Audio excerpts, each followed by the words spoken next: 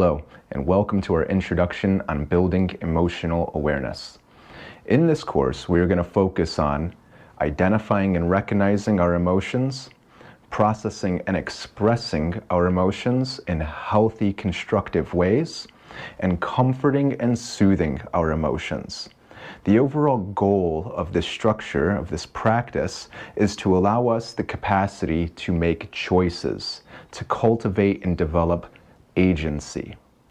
This is very important because if you're anything like me, making choices when our emotions are activated is the furthest thing from what we're capable of.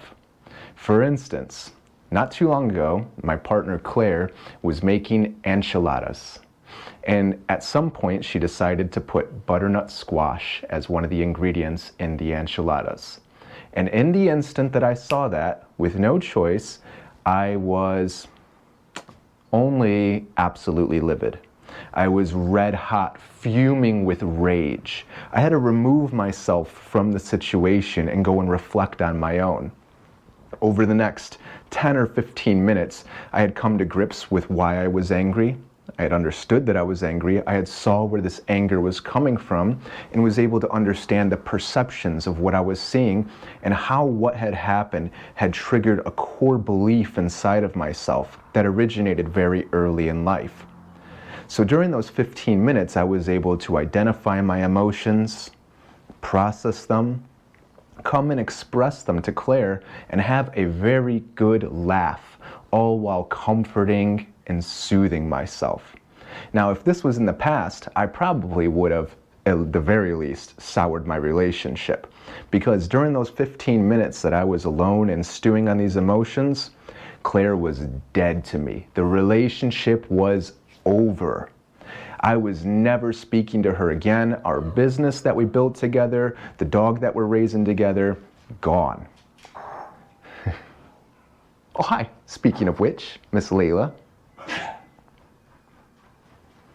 And so during this series, we're going to focus on recognizing and identifying our emotions, processing, expressing them, comforting and soothing them, and making choices on how we will navigate and respond to environments and emotions.